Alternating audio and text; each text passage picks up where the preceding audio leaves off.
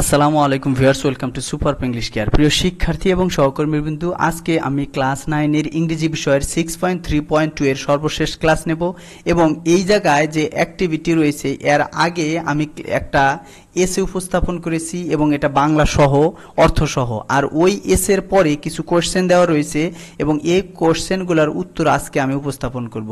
আর এই ভিডিওটা খুবই গুরুত্বপূর্ণ, কারণ এই ভিডিওর এই প্রশ্নগুলো যে রয়েছে এই প্রশ্নের উত্তর এক একটা নোট বই এক এক রকম দেওয়া রয়েছে। এখন আমি যেভাবে উপস্থাপন করেছি এটার ব্যাখ্যা সহ উপস্থাপন করেছি। এর ফলে কি, যারা শিক্ষার্থী রয়েছে পুরোপুরি যদি মনোযোগ সহকারে দেখো তাহলে অবশ্যই এই ব্যাখ্যা বুঝে তাহলে তুমি প্রশ্নের উত্তরগুলো দিতে পারবে। প্রথম যে প্রশ্নটা রয়েছে, in which structure is this এসে written, explain your response with examples. বলা হচ্ছে যে এই যে এসে রয়েছে এই এসেটা কোন স্ট্রাকচারে লেখা। আমরা জানি এই অ্যাক্টিভিটিতে অর্থাৎ এই এক্সপিরিয়েন্সে আমরা পড়েছি যে দুটো পদ্ধতিতে মূলত এই জায়গায় এসে উপস্থাপন করা হয়েছে। নাম্বার 1 হচ্ছে ব্লক মেথড অথবা ব্লক স্ট্রাকচার, আর নাম্বার 2 হচ্ছে পয়েন্ট বাই পয়েন্ট স্ট্রাকচারে। এখন ব্লক স্ট্রাকচারে মূলত প্রথমে একটা ইন্ট্রোডাকশন দেওয়া থাকে, তারপরে একটা প্যারাগ্রাফের মধ্যে মিলগুলো দেওয়া থাকে এবং পরে আরেকটা প্যারাগ্রাফে অমিলগুলো দেওয়া থাকে এবং পরে কনক্লুশন দেওয়া থাকে। আর আমাদের যে এসে রয়েছে এই এসের মধ্যে মূলত কি দেওয়া রয়েছে, প্রথমে ইন্ট্রোডাকশন দেওয়া রয়েছে, তারপরে একটা প্যারাগ্রাফ দেওয়া রয়েছে এবং তারপরে আরেকটা বডি প্যারাগ্রাফ দেওয়া রয়েছে এবং সর্বশেষে কনক্লুশন দেওয়া রয়েছে। এই রকম স্ট্রাকচার দেখেই যদি আমি বলি যে এটা point by point structure block মেথডে লেখা, তাহলে ভুল হয়ে যাবে। মূলত এটা পড়ার পর আমরা বুঝতে পারি যে মূলত এই এসেটা পয়েন্ট বাই পয়েন্ট স্ট্রাকচারে লেখা। কেন?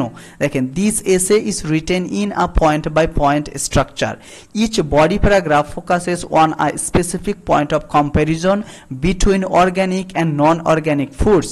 For example, one body paragraph discusses the differences in antioxidants between organic and non-organic foods, while another paragraph addresses the appearance differences.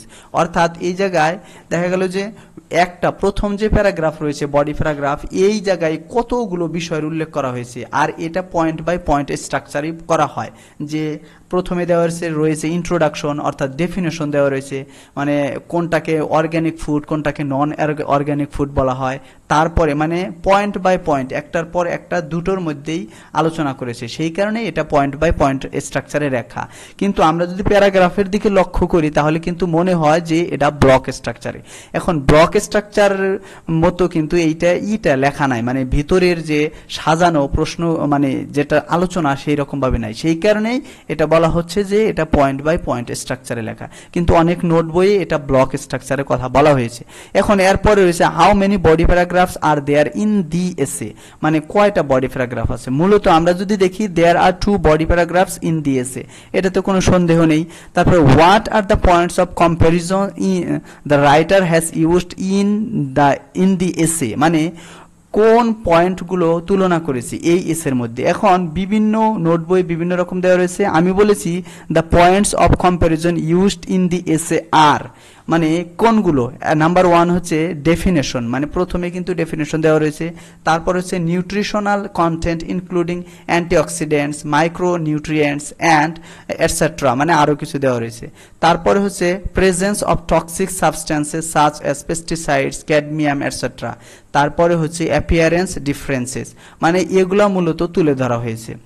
আরও কিছু থাকলে আরও আরেকটা রয়েছে nutritional benefit such as omega 3 fatty acids etcetera, অর্থাৎ nutritional পুষ্টিগত benefit আর কোনটায় বেশি আছে, অর্গ্যানিক ফুডে নাকি নন অর্গ্যানিক ফুডে, এগুলো কিন্তু তুলে ধরা হয়েছে। আর এগুলাই হচ্ছে কি পয়েন্ট অফ কম্প্যারিজন। তাহলে বোঝা গেল পয়েন্ট অফ কম্প্যারিজন থাকে তো মূলত ইয়ের মধ্যে, যে আমাদের পয়েন্ট বাই পয়েন্ট স্ট্রাকচারে কিন্তু থাকে যে কোন টপিক নিয়ে আমরা কম্পেয়ার করতেছি ওইটা লেখা থাকে। এখন এরপরে হচ্ছে সির পরে আসতেছে ডিতে রয়েছে how many similarities and differences between organic and non organic foods are talked about in the এসে।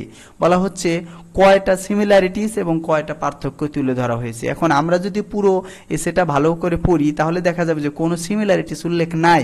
সেই কারণে আমি যে উত্তরও লিখেছি, actually no similarities are explicitly discussed in the essay, মানে পারতপক্ষে এই জায়গায় বাহ্যিকভাবে কোনো সিমিলারিটিস উল্লেখ নাই। রাদার বরঞ্চ the 6 differences between organic and non organic foods R clearly focused in the essay, মানে 6টা তুলে ধরা হয়েছে, পার্থক্য তুলে ধরা হয়েছে। এখন 6টা পার্থক্য যদি কোনো স্যার জিজ্ঞেস করে যে ছাত্রকে যে কি কি, তাহলে এইগুলো আমি বলে দিয়েছি, এটা না লিখলেও হবে, কিন্তু আমি বোঝার জন্য বলেছি। ডিফারেন্সেস আর মানে পার্থক্যগুলো কি, ডেফিনেশন মানে ডেফিনেশনের মধ্যে কিন্তু পার্থক্য রয়েছে, তারপরে অ্যান্টিঅক্সিডেন্টসের পার্থক্য রয়েছে, মাইক্রোনিউট্রিয়েন্টস রয়েছে, তারপরে হচ্ছে toxic pesticides, appearance and omega 3 fatty acid. এখন এগুলা কিন্তু একটা কম আছে আর একটা বেশি আছে, এগুলাই হচ্ছে পয়েন্ট অফ কম্প্যারিজন, অর্থাৎ এটা হচ্ছে পার্থক্য আর কি, পার্থক্যগুলো তুলে ধরা হয়েছে।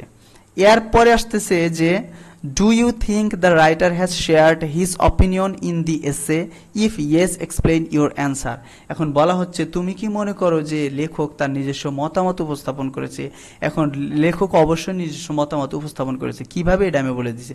Certainly I think the writer has shared his opinion in the essay, he has provided his opinion in the following statements, মানে এই জায়গায় বলা হয়েছে বিসাইডস দ্যাট, মানে তাছাড়া organic foods pose less environmental pollution risk than non-organic foods. Realizing these reasons, the demand for organic foods is rising despite being more expensive. তার মানে এই দুইটার যে কোনো একটা দিলেই হবে, কারণ এইটা হচ্ছে থিসিস স্টেটমেন্ট, আর থিসিস স্টেটমেন্টে মূলত সরাসরি যে উল্লেখ করবে যে আমি এর পক্ষে বিপক্ষে বলছি এরকম না, এটা হিন্ট দেবে যে মূলত একটা ক্লুর মাধ্যমে সে তার অবস্থানটা প্রকাশ করে। আর এই কারণেই বলা হয়েছে এই জায়গায় সে কি করেছে, তার মতামত এই জায়গায় ব্যক্ত করেছেন। এরপরে আসতেছে does the writer restate the thesis and points of comparison in the conclusion, if yes describe your responses. সর্বশেষ না, তার পরে আরেকটা রয়েছে। তাহলে এই প্রশ্নের উত্তর হচ্ছে, প্রশ্নটা হচ্ছে যে আসলে কি রাইটার রিস্টেট দ্য থিসিস, মানে এর আগে যে থিসিস রয়েছে এটা কি তার পুনরায় মানে নিজের মতামতটা ব্যক্ত করেছে কিনা। আবার যে পয়েন্টস অফ কম্প্যারিজন, মানে এই এর মধ্যে আমরা জানি সামারি কনক্লুশনের মধ্যে নতুন কোনো বিষয় আনতে হয় না, আগের যে তুলনা রয়েছে সেগুলা সংক্ষিপ্ত আকারে উপস্থাপন করা হয়। আমি এর উত্তর উপস্থাপন করেছি, yes the writer restates the thesis statement in the following sentence. এই জায়গায় কিন্তু তার মতামতটা প্রকাশ করেছে। Generally speaking organic foods are more helpful for preventing chronic illnesses since they contain higher quantities of antioxidants than non organic foods. এটা হচ্ছে তার রিস্টেটমেন্ট অফ থিসিস, মানে তার যে মতামত। আর হচ্ছে finally he also summarises the main points of comparison here, মানে সে তার যে মেইন পয়েন্টগুলো রয়েছে সেগুলা সে কম্পেয়ার তুলে ধরেছে এই জায়গায়। Additionally organic foods have fewer nitrates and pesticide residues like cadmium that are dangerous to human health at high concentration than non-organic foods. Organic foods further have higher levels of omega-3 fatty acids than non-organic foods, which has more positive effects on health. এই জায়গায় মূলত যে organic food এবং নন organic ফুডের যে মূল পয়েন্টগুলো এই জায়গায় তুলে ধরা হয়েছে, আর সেই কারণে বলা হয়েছে যে পয়েন্টসগুলো এই জায়গায় সে পুনরায় ব্যক্ত করেছে। লাস্ট ওয়ান যেটা হচ্ছে, if you want to add a body paragraph what will be your points of comparison অথবা পয়েন্ট অফ কম্প্যারিজন, মানে তুমি যদি আরো একটা বডি প্যারাগ্রাফ অ্যাড করো তাহলে এই জায়গায় তুলনার বিষয়টা কি হবে, পয়েন্টটা কি হবে। আমি এই জায়গায় যেটা বলেছি, if I want to add a body paragraph my point of comparison will be, আমার কম্প্যারিজনের বিষয়টা হবে the environmental impact of organic and non organic farming practice, মানে নন অর্গানিক এবং নন অর্গানিক যে পদ্ধতি রয়েছে, কিভাবে ফার্মিং করা যায়, কিভাবে আমরা যে চাষাবাদ করতে পারি, সেইটাই আর কি আমি তুলে ধরতাম। এবং এইটার যে এনভায়রনমেন্টাল ইম্প্যাক্টটা কেমন, মানে নন অর্গানিক ফুডের এনভায়রনমেন্টাল ইম্প্যাক্ট কেমন এবং অর্গানিক ফুডের এনভায়রনমেন্টাল ইম্প্যাক্ট কেমন, এইটা তুলে ধরতাম। আর এই জায়গায় বলেছি ফর এক্সাম্পল, মানে উদাহরণস্বরূপ, the production of organic food is environment friendly, মানে ওই অর্গানিক ফুডগুলা প্রোডাকশন করা, উৎপাদন করা পরিবেশের জন্য পরিবেশ বান্ধব আর কি। অন দি আদার হ্যান্ড, অপরদিকে, the farming of non organic foods is risky for our environment, মানে নন অর্গানিক ফুডগুলো কি করা, অর্থাৎ ফার্মিং করা অথবা উৎপাদন করা অথবা চাষাবাদ করা আমাদের পরিবেশের জন্য ক্ষতিকর।